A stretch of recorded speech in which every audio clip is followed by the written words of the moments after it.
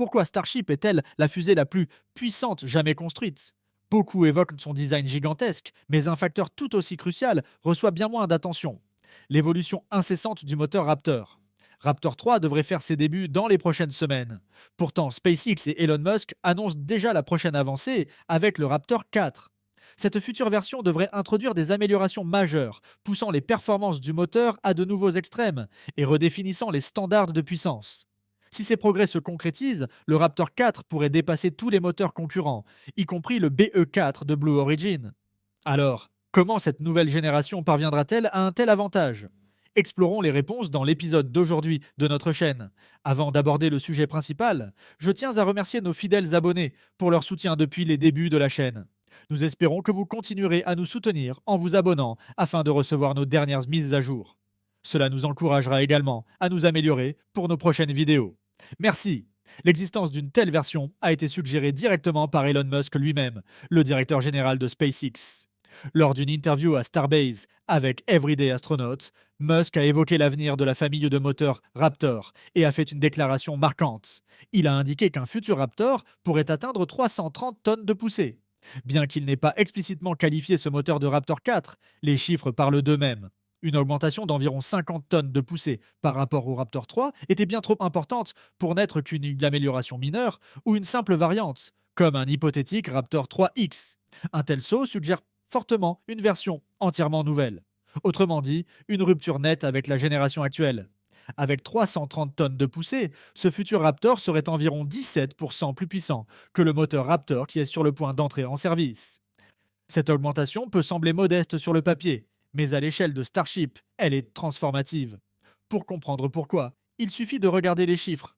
Le booster Super Heavy de Starship utilise 33 moteurs Raptor au décollage. Multipliez 330 tonnes de poussée par 33 moteurs, et vous obtenez un total vertigineux de 10 890 tonnes de poussée. Cela correspond à environ 24 millions de livres de force, propulsant le véhicule hors du pas de tir. Ce chiffre est important, car il franchit un seuil à la fois symbolique et pratique. Avec le Raptor 4, SpaceX dépasserait officiellement la barre des 10 000 tonnes de poussée au décollage. Le Raptor 3, malgré sa puissance extraordinaire, plafonne à environ 9 240 tonnes de poussée totale. Impressionnant, mais encore en deçà de cet objectif de longue date.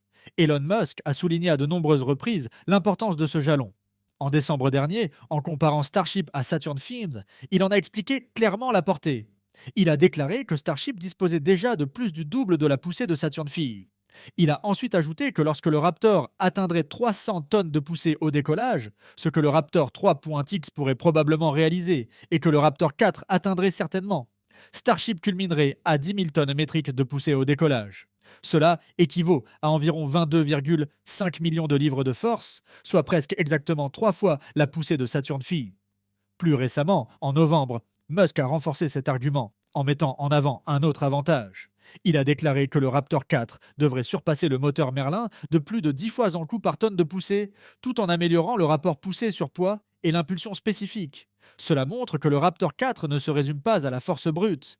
Il s'agit aussi d'efficacité, d'économie et de capacité de monter en échelle. La poussée, toutefois, n'est qu'une partie de l'équation.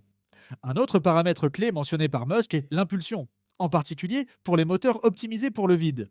Il a indiqué que d'ici quelques années, SpaceX s'attend à déployer une variante Raptor 3 ou Raptor 4 pour le vide, dotée d'une tuyère géante et d'une impulsion spécifique d'environ 380 secondes. Ce chiffre a des implications considérables. Une impulsion spécifique plus élevée se traduit directement par une utilisation plus efficace des ergols, et ces gains se cumulent rapidement.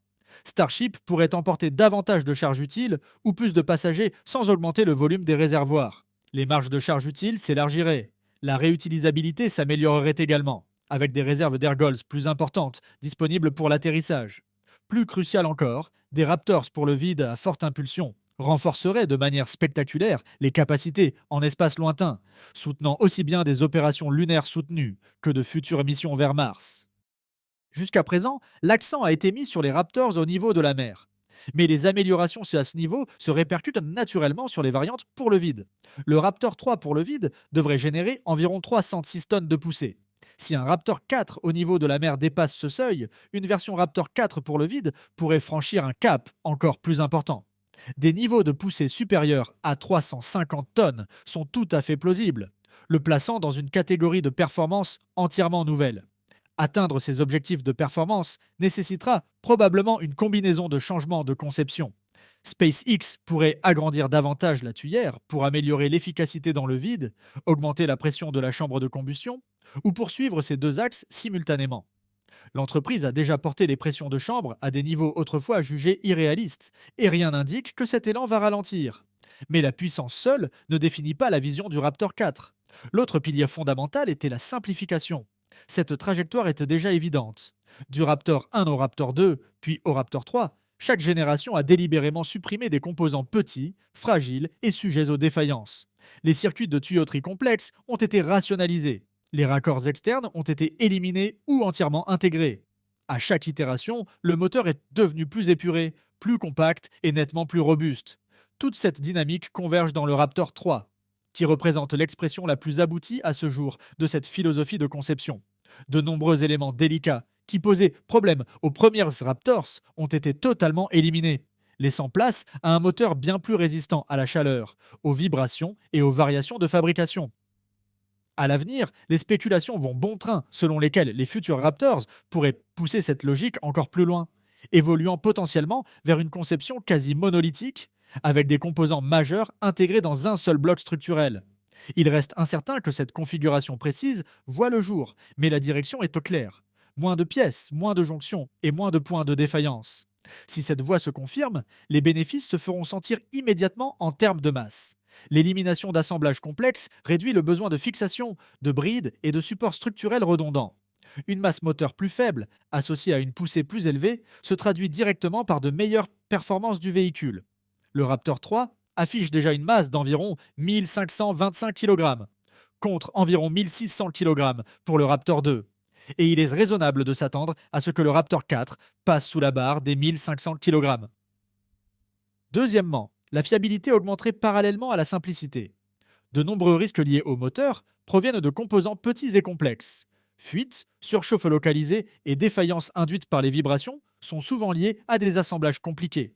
Simplifier la conception élimine ces faiblesses et à la source. La production est tout aussi cruciale.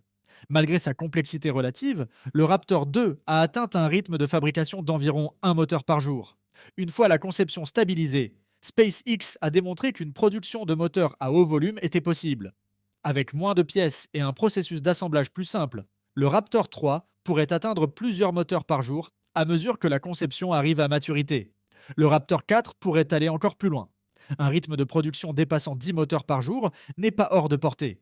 De tels volumes seraient essentiels pour soutenir une future flotte de Starship, surtout si SpaceX prévoit de voler fréquemment et de construire un grand nombre de véhicules. Les inspections après vol et la remise en état en bénéficieraient également énormément. Un moteur plus simple et plus facile à inspecter et plus rapide à remettre en service. Combiné à une simplification similaire du reste de Starship, cela pourrait permettre des délais de rotation qui semblent presque incroyables. Des vaisseaux réutilisés quotidiennement, des boosters Super Heavy réutilisés toutes les heures, des dizaines de vols par jour depuis un seul site de lancement. À mesure que les besoins en temps et en main-d'œuvre continuent de diminuer, les coûts baissent d'eux aussi.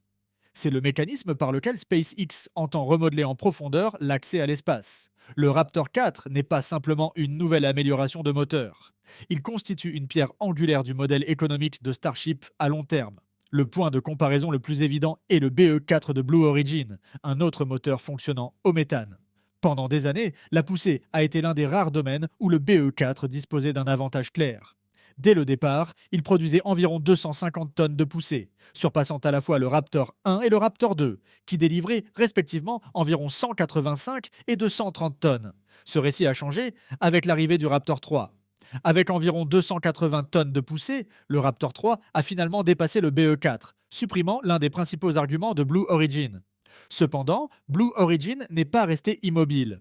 Après avoir réussi 2 lancements de New Glenn cette année, l'entreprise a annoncé des plans pour améliorer le prochain vol.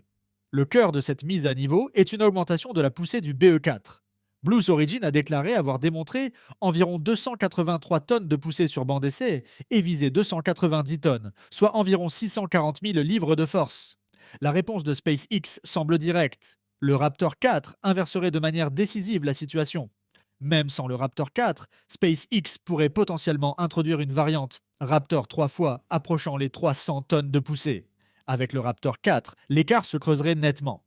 Il est également important de rappeler que la poussée d'un moteur individuel ne représente qu'une partie de l'équation. L'architecture de Starship permet à SpaceX de regrouper bien plus de moteurs que New Glenn. En conséquence, la puissance totale au décollage de Starship reste de loin supérieure à celle de New Glenn, quelles que soient les améliorations progressives apportées au BE4. La simplicité est un autre domaine où la comparaison penche fortement en faveur de SpaceX.